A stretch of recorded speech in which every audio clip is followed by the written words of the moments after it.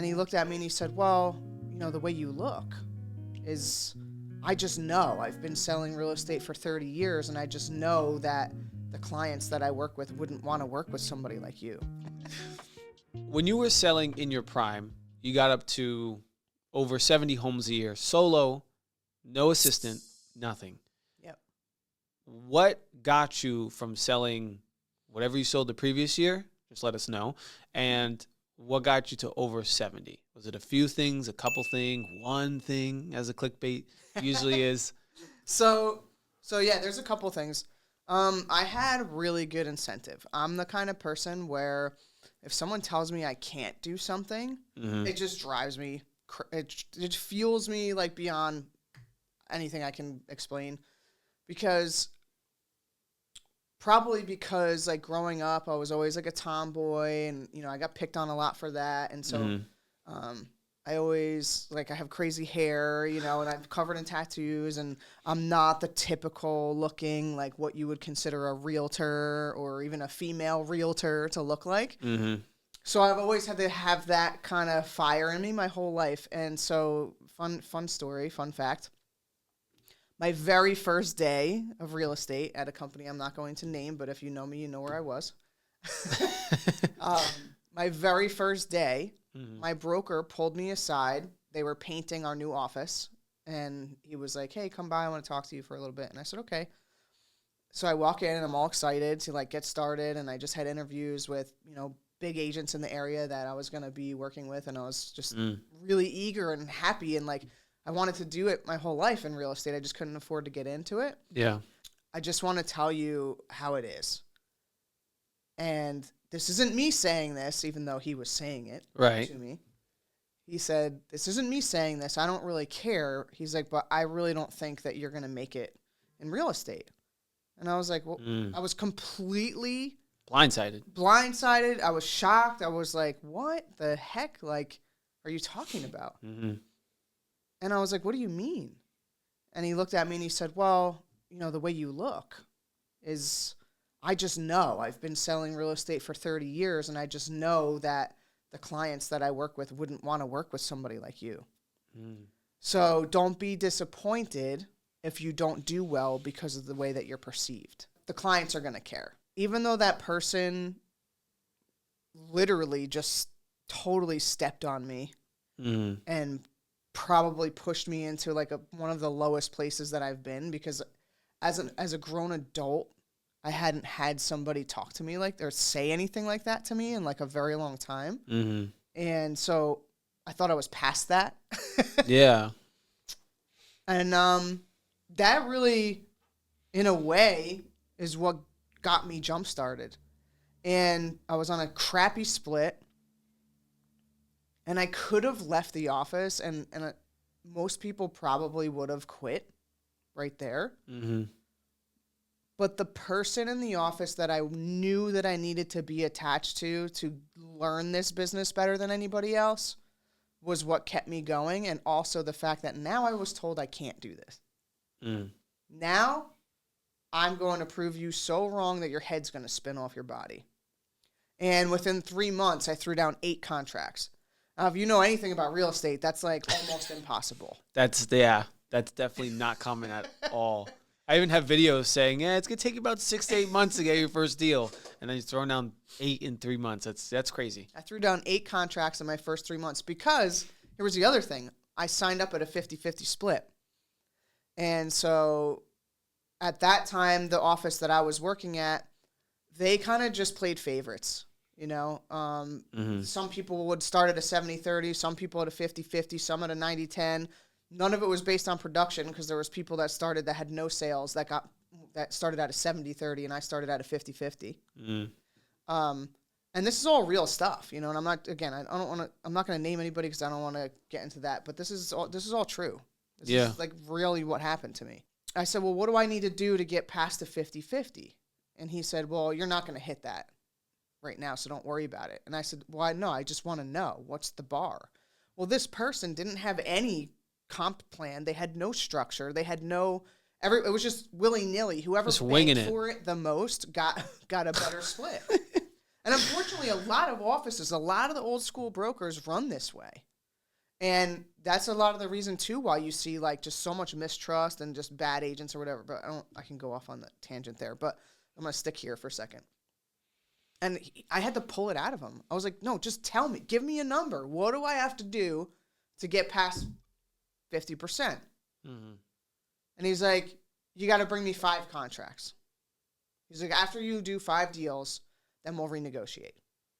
I'm like, okay, because my contract says that I'm stuck at this for a year, and I don't want to be at 50% for a year.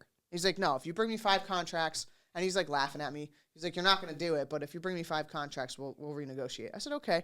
Month 3, I walked in his office and slapped the 8th contract on his desk, and I said, I want to talk now. Right? Bam. Yeah, guess what I got? A 60-40 split. Woo! Very generous. So my first, I started in June. I got licensed in May. I started in June. So my first couple months, for my first 6 months, really, I did like 8 or 9 deals. Mm-hmm. I don't remember the exact number, but it was somewhere around there.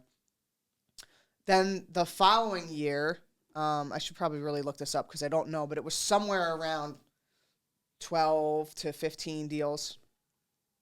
And so every year I was growing, but I was creating my process. Mm-hmm. So I was learning how to prospect. I was learning how to get business. I was learning how to structure it so that I could handle the amount of deals at a time. Because when you first start, 3 deals at one time is like your mind is exploding. And you're barely set up. You think no. When you're trying to schedule 3 inspections, you're just like, you're out there. You have no idea what's going on when you first start. Yeah, when you first start, and nobody talks about that. Because you first start and you're looking at these other people that are doing 50 deals a year, and you're like, how on this earth is that person handling that many people like in this amount of time? And it's all just learning and experience. So I'm kind of going through this. Now, again, you can imagine that company had 0 training. They had no videos, nothing available, and good luck getting the broker on the phone because maybe you got a call back if there was an issue. Yeah.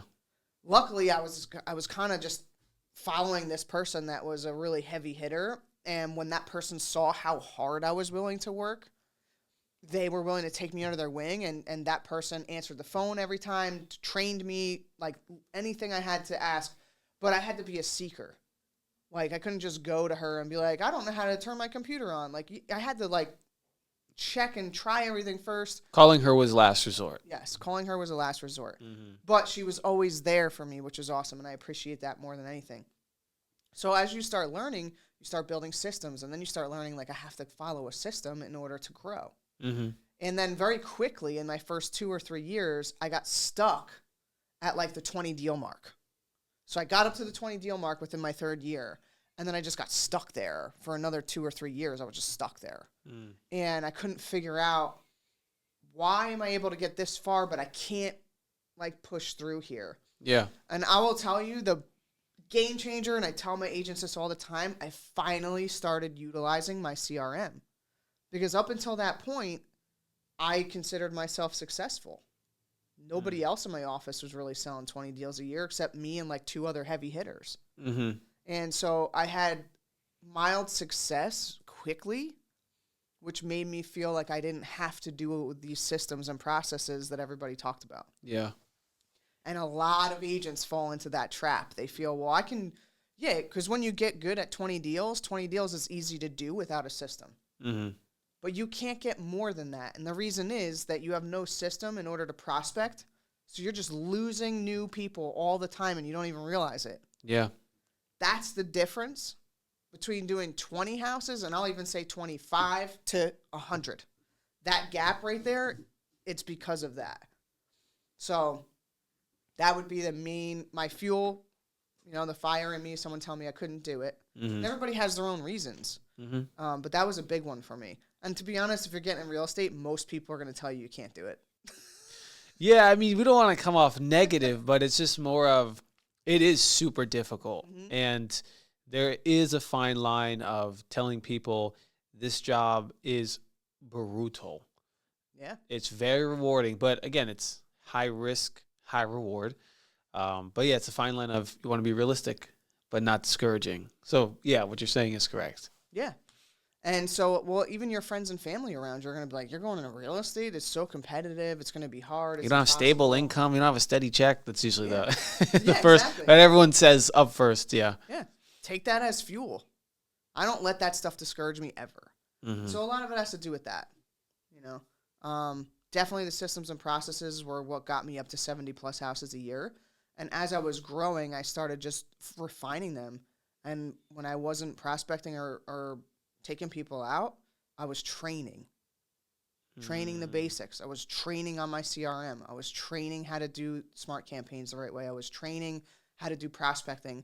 I started, picking coaches to start follow on YouTube for real estate training. And I was attending networking events like crazy. And I was just absorbing as much information as I possibly could and then implementing the information that I absorbed. Yeah. That is where there's a giant gap with most agents is they'll learn, but then they just are a habitual learner and they never implement.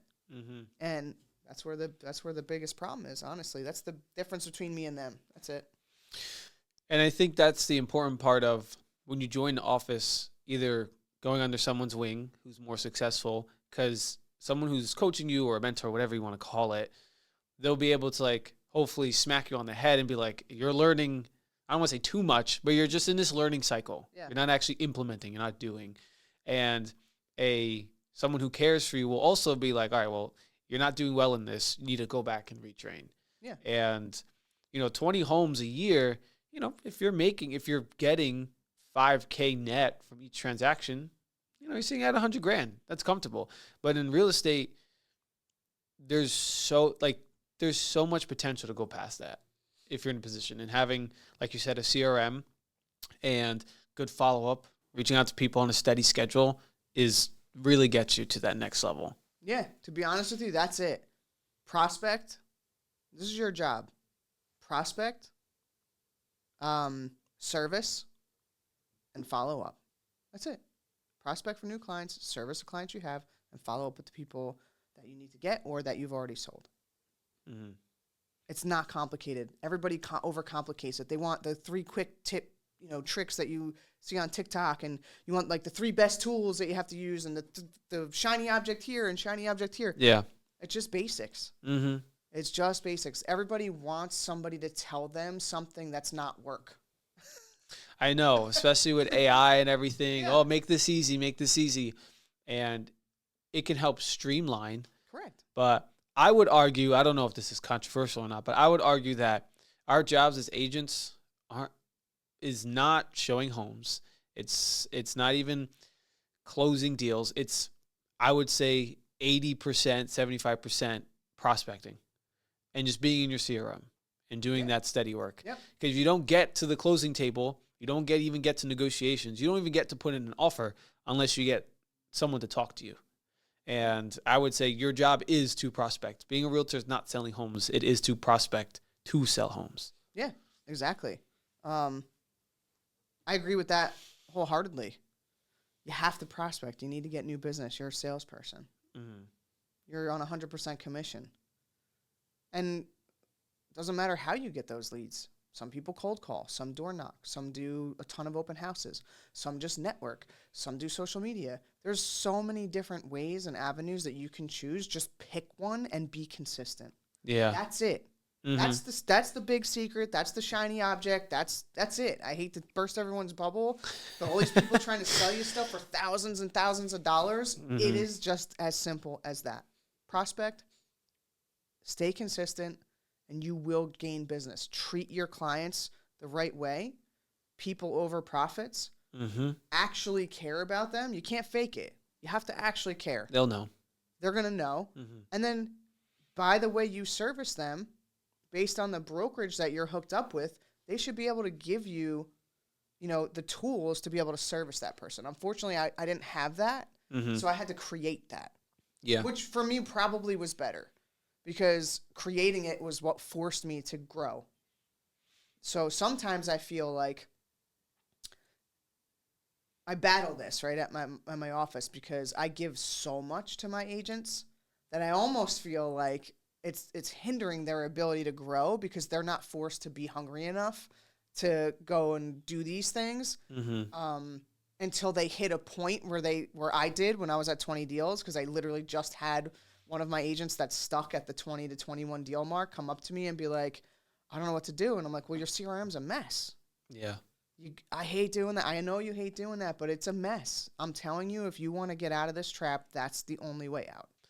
Now, after selling, let's say you're in your peak year, 7, do you remember the exact number? Or was I don't this? remember the exact number. It was over 70. So even 71 or 73, something like that. So we'll say 73 to make it cooler. So after selling 73 homes in your peak year, how did that change your life in a positive way? Financially, mindset-wise, what were the positive outcomes of 73 homes a year as a solo agent? No help, no nothing.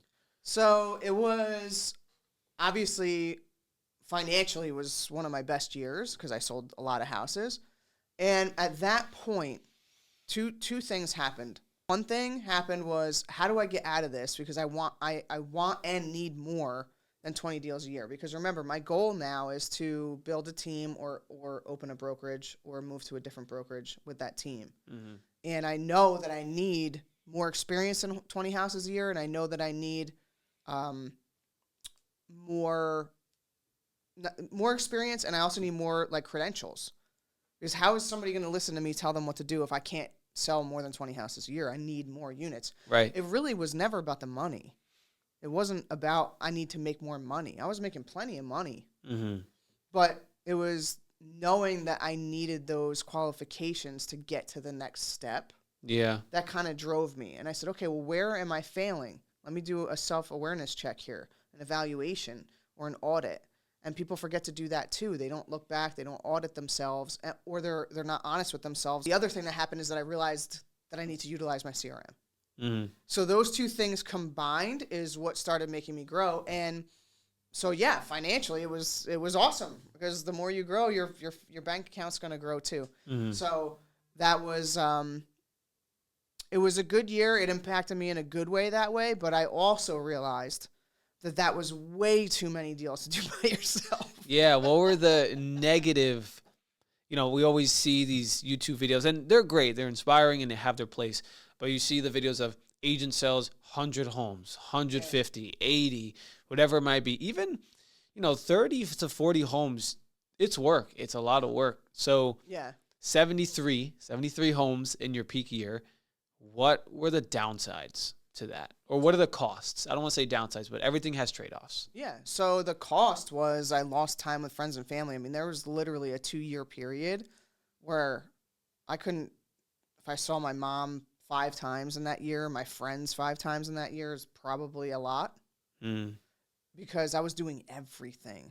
When I tell you I was working 10 to 12 hours a day, 7 days a week, it was nuts.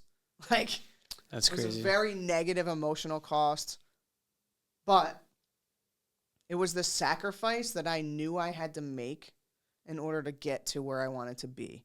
Mm-hmm. Now, looking back on that, I wish that I had spent money on an assistant or some kind of help, because I feel like I could have then sold 150 homes for less work. Mm-hmm. But I'm coming from a background where I didn't go to college. I had no business classes. Yeah, I built a company before that from the ground up. Mm-hmm. I owned some laundromats and stuff. So I was gaining business knowledge from experience, but I didn't really know. And especially in the real estate world, even that person that I was learning from, she's a solo YOLO. She only does like 20 deals a year, but she's selling $1 million house. Right. So I was out of the realm for her. She didn't know how to help me any better, because she wasn't doing any more than 20 because of the price point she was at. My price point back then was freaking $200,000 to $350,000. So I'm hustling, 3 or 4 homes to her 1. Yeah. So I didn't have any guidance. So I was kind of, I was just flopping around on my own. So I had to work that much because I was that determined to have my own team and have my own company. And I knew that I needed the experience. I knew that I wanted them to learn from someone that actually did it. And it also forced me to create the systems that I knew I could teach to anybody and help them grow to that level. Because it doesn't matter if you want once you get over 30 houses, like I said, 25, 30 houses, it's the same. You keep scaling. Mm-hmm. So the cost of it would be that emotional time lost with friends and family that didn't have to be, but I just didn't know that then. Yeah. Hindsight's always 2020. Yeah. Financial costs, and this is another thing too, is agents don't freaking invest money in their business. And so you created such an awesome tool that I hope these guys use here where I teach you guys to break down, take money out of your check for marketing. Because you got a $10,000 check in your hand doesn't mean you have $10,000. No. You got to take out your percentage for taxes. IRS. Right. Yep. But on top of that, you should be taking out money for your own business. Mm-hmm. And so I always knew that. I just knew that from my previous business. So I kind of brought a lot of the knowledge that I built from myself in that business and brought it to real estate, which definitely helped. Mm-hmm. So I knew I have to invest. It takes money to make money. And a lot of people think, well, I only have $100 extra a month. It's not worth it. No, it's worth it. Because when I started, my budget was $140 a month to get leads. Yeah. And that's what I was spending. But as you start, the more money you make and the more you're growing, your budget grows. Mm-hmm. Well, now my budget's $200,000 a year. Yeah, right. For marketing. So I went from $140 to 6 years later, I was spending almost $200,000 a year marketing. That's crazy. But it doesn't matter because I was making the money. Yeah. Your marketing budget grows with your units and with your volume. So it's all relative, but you have to make sure you're spending 10 to 15% of whatever your income is needs to go to marketing, and it needs to go to something that's going to work. Yeah. So make sure you're paying attention. Mm-hmm. Don't just throw it to the guy that, the company that calls and swears they're going to get you leads and stuff. Put it in something. Oh, gosh. Yeah. Right. And do the work. Yeah. I can tell you Facebook works, Instagram works, cold calling programs work, mailing letters works, lead platforms like Realtor.com, Zillow, they work. People hate them, but they work, especially if you're new. There's no such thing as a bad lead platform. It's always trade-offs. There's no good or bads. And I have literally watched YouTube videos on how this agent got this many deals off this crazy niche thing. And then I've seen videos on people finding crazy success with very common tactics. So there's all in between. You just got to see what you're comfortable with. Yeah.